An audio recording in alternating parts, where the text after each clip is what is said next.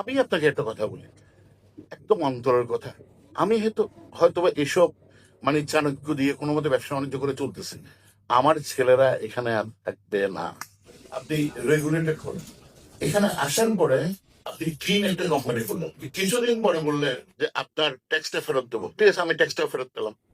আমি কোনো কষ্ট পেলাম এটা বলি নাই, কিন্তু বাংলাদেশে ব্যবসা করতে গেলে কষ্ট পেলাম কথাটা বলতে নাই। আমি যখন আমাকে দুধ খাওয়ায়, আমি যদি কোনো কষ্ট পাই এটা বলতে পারবো না।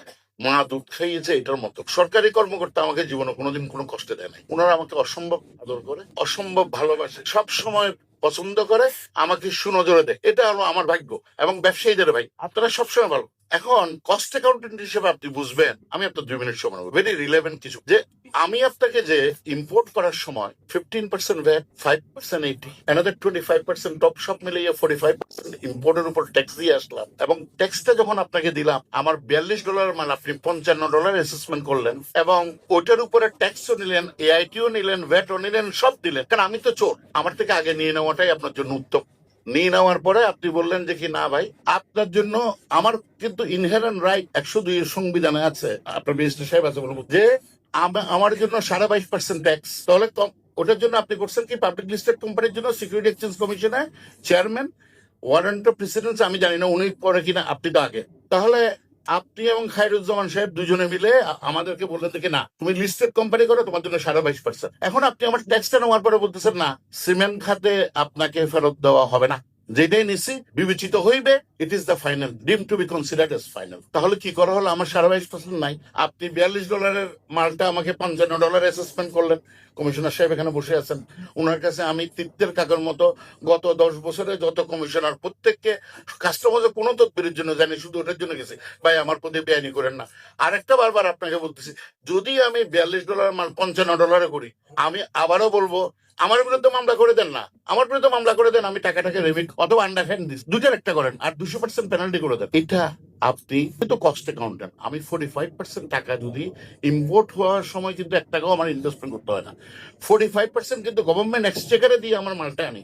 মার্কেটে যেতে যেতে 3 মাস লাগে, ওর থেকে টাকা বাড়ি করতে আর 3 মাস লাগে। তাহলে কস্ট অফ ডুইং বিজনেস কোথায় যাবে? আপনি একজন কস্ট অ্যাকাউন্টেন্ট এবং fellow of cost and management accountant, আপনি এত একজন পুরোনো মানুষ, আপনার সমসাময়িক সব কন্টেম্পোরারি, আপনার যারা ওস্তাদ তাদেরকেও চিনি, সার্গিদদেরকেও চিনি। আপনারা সবাই বলেন আমি কিভাবে টিকে থাকবো, নাম্বার ওয়ান। নাম্বার টু হলো কি, আপনি ট্যাক্স একটা কথা বলেছেন, খুবই ভালো কথা। আপনি হলেন ক্যাশিয়ার বাংলাদেশের জন্য। আপনার মধ্যে একজন সুযোগ্য মানুষ ক্যাশিয়ার হওয়া মানে খুব বড় কথা। আপনি 3,70,000 কোটি টাকা আপনি ট্যাক্স আশা করছিলেন। এখন আপনাকে আমির খসরু মাহমুদ চৌধুরী এবং ফাইন্যান্স সেক্রেটারি দুজনে বলতেছেন, না রে ভাই, আপনার কিন্তু রাস্তা নাই, 6 লক্ষ কোটি টাকা নিয়ে আসতে হবে। আমরাও দেখতেছি আপনি খুব, আপনার চোখের মানে কপাল দেখতে বুঝে যায় আপনি খুব কষ্টে আছেন। কেমনে নেবেন? লোকগুলি কে কে? ফুটপাথ থেকে যারা ব্যবসা করে তাদের থেকে ঘর থেকে টাকা নিতে পারছে? তাদের কোনো ট্রেড লাইসেন্স রাস্তা দিয়ে আসার সময় দেখেন নাই? তো দোকানদার যে দোকান খুলে, এই যে আমার তালি মারতেছে, আমি কিন্তু পাবলিক পলিটিশিয়ান না, ওরা কেন কোন বুঝে মারতেছে আমি জানি না। আপনি দেখেন ফুটপাথের লোকজন কিন্তু টাকা একটাও দিতে হয় না। কলকাতায় গেলাম, একটা চা খেলাম, তানভীর বিশ্বাস করবে না, আমি চাইলাম তো আমার ক্রেডিট মানে কিভাবে টাকা দেবো, বলে যায় না টাকা এখন এভাবে ক্যাশ টাকা দেওয়া যায় না, চায়নাতেও দিতে পারবেন না, ইউপে আইপে এইসব। আপনি একটা কাজ করেন, আপনার যদি 6 লক্ষ টাকার ভীষণ থাকে, আমাদের এখানে মিটিং টিটিং করে এগুলি কারোতে কিছু নিতে পারবেন না। আমি আমি আপনাকে আমি আপনাকে খুব ভালো চিনি। আপনি আপনি অনেক দয়াময় মানুষ। আপনার পাশের জন তো পলিসি বানায়, পলিসি বানান 5 বছরের জন্য, যে কোনো পলিসি আমাকে দেন 5 ইয়ার্স। একটা সভ্য দেশ, আপনি তো যেহেতু সবসময় সভ্য দেশের কথা বলেন, আমি তো চাই সভ্য দেশে যাইতে।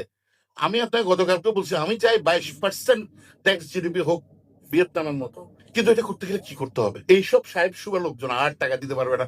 ওই ফরিদ সাহেব বলছেন উনি কিন্তু উনি ইন্ডিয়ান ইলাহেবানের রাজু, ওনার কিছু নাই, উনি নিজে আমাকে বলছেন। কারণ উনি যেখানে আসছেন সেটা হচ্ছে আপনাকে একটা শুভেচ্ছা দেওয়ার জন্য, এতগুলি লোককে দেখানোর জন্য। তার মানে কি আমরা এই ধরনের অনেক ইন্ডাস্ট্রিয়ালিস্টকে বাংলাদেশ থেকে বিদায় করে দিয়েছি। আর